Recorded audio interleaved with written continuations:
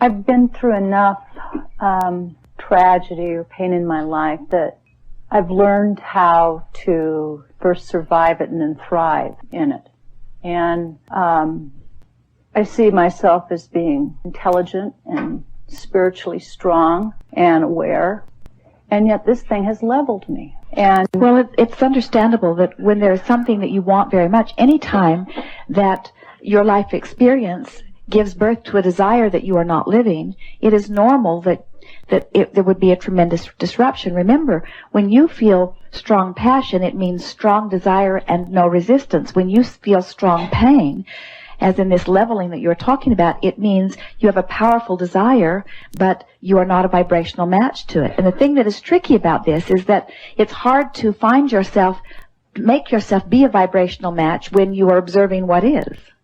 And so the reason that we were wanting you, when you were talking about wanting to know the truth of it, the reason that we want you to step back and take a broader view of it is because once you show yourself that you can reconnect in a very consistent way with your source energy, even amidst all this tragedy that is happening around you, you will show yourself once and for all your ability to be connected under any and all conditions.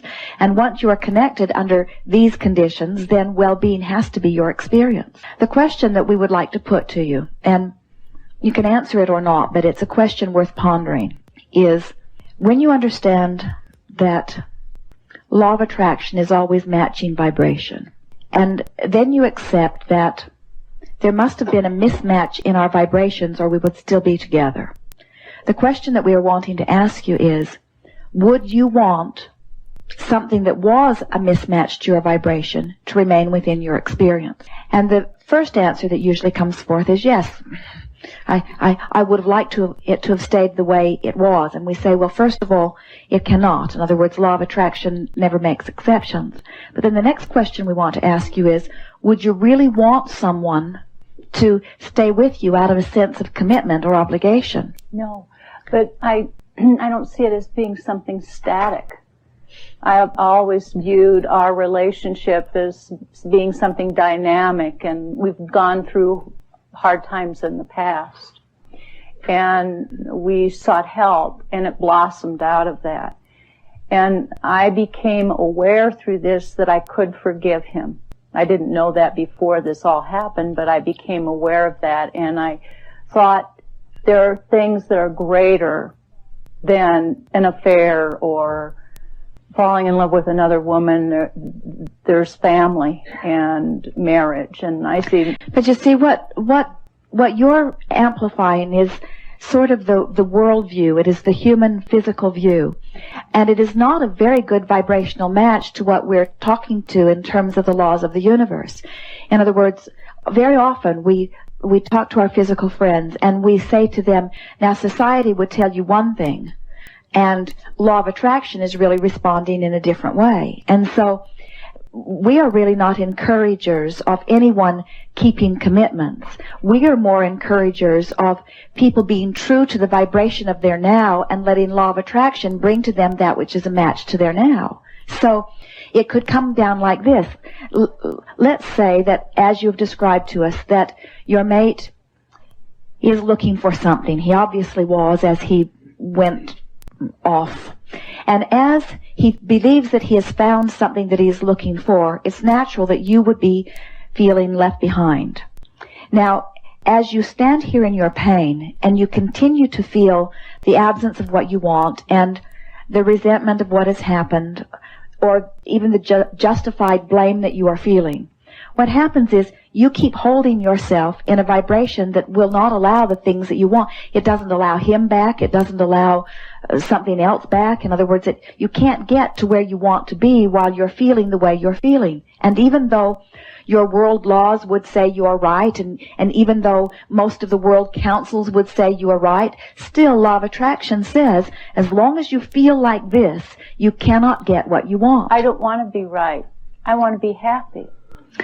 So that's very good news, because in wanting to be happy, so as you stand in the face of this very intense situation and you reach for the thought that feels best, what might it be? In other words, offer ramble a little bit. Sometimes it takes a while to get to it. But just keep trying to reach for the thought that feels best in the context of this unpleasant subject. Freedom and enrichment in being a single mom, being single. All right, now those are words, and we think that from time to time you have found that. But in light of the vibration that you are feeling now, that was too far of a stretch for you. So just reach from where you currently are, amidst all of this. Just reach for the thought that feels best from where you are. In other words, reach for a genuine thought that is amplifying a true feeling within you. Reach for the best feeling one you can from where you are standing right now. None of them feel all that good, do they? But just reach. In other words, just reach for the best feeling thought from where you are. And you see what we are getting at here. It's easy to offer all kinds of words, but we want you to offer some words that are true to the feeling that is within you. So just do your best to, in the vibrational range that you have, just reach for the best feeling thought that you can verbalize here. Okay. Stop blaming myself for the failure of the marriage. Good. Now that was good. Now that was actually very good, because so as you stand here, there's all kinds of blame and all kinds of discomfort, and it can be very far-reaching. And as you did the best you could from where that was very good. I'm wanting to stop blaming myself for the failure of this. Now that, in the scope of all possible thoughts, is not really a very good feeling thought. But in the scope of the thoughts that have been surrounding you, it was a strong effort, and it was a very good choice of a thought. So now stay there for a moment and amplify that just a little more. In other words, stay there. Let's get 17 seconds out of that better feeling thought just by rambling around that thought.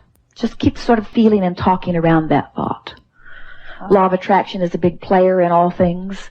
And while there might have been warning signs that I may have seen, most anybody in my position would not have seen them.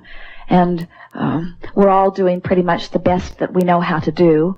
And I wouldn't actively ask anybody to be in a place that they don't want to be. And now, we're not getting into the range of making you feel great, and we're not getting into the range of you looking for a new relationship, and we're not even getting into the range of you getting him to come back if he could change it. In other words, all you're doing is soothing yourself a little better and leaving yourself in a little bit better feeling place. That felt better. Now reach for another thought, a thought that the best thought that you can find from where you stand. Look at how far you've come since the divorce. You're eating again. You're sleeping again. Good. You experience some joy every day. Good. Very good. All right. Now, of those thoughts that you just offered, you came to a pretty good feeling thought. You're experiencing some joy in every day. Now let's milk that a little bit. Ramble there just for the good feeling that you can get from it. I'm once again experiencing joy for no good reason. It just comes. I delight in my children every day. Yes. My patients enjoy coming to see me, and I enjoy them. I'm discovering that my joy is not dependent on someone else. I'm discovering that I can reconnect with a feeling of well-being, even with things in my immediate experience not being right where I need them to be. I'm discovering that I can set my own tone. Now, it feels much better, doesn't it? And as you said, you can feel that there's a range in your vibration. And as you came here, you came looking for some answers, and in your powerful words, looking for the truth for all of this. And what we are powerfully wanting to say to you in as deliberate and emphatic terms as we can give to you, that what this is all about is that you are a teacher of vibration. You are a teacher of well-being, and you cannot teach that which you do not know. And what you are in the process of remembering is that under any and all conditions, for no good reason, you can continue to stay connected to source energy and allow the energy that creates worlds, the God force that is your source, to flow through you. And that it's not anybody else's job to line up in any specific way in order to cause you to achieve that. And as you hold that place, and you will more easily, in other words, as you say, you've come a very long way because it was your determination. You want to find joy again. And you are just beginning to tiptoe into the perimeters of that. In other words, there is so much more for you.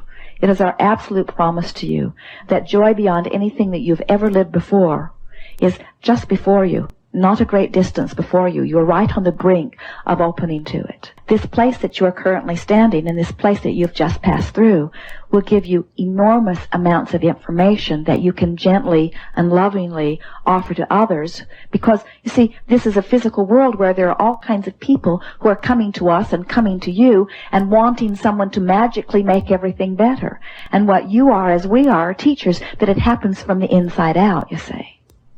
There will be a time, not very long from now, that you will see your mate, even in his new current experience, as a very strong partner in helping you to come to a very powerful realization that it's going to put you in a more powerful, deliberate, creative, joyful place than you could have ever been if it had not been for all of that. Thank you very much. I appreciate it. Neither one of you betrayed the other. In other words, neither one of you who have not kept your greater commitment or word to one another.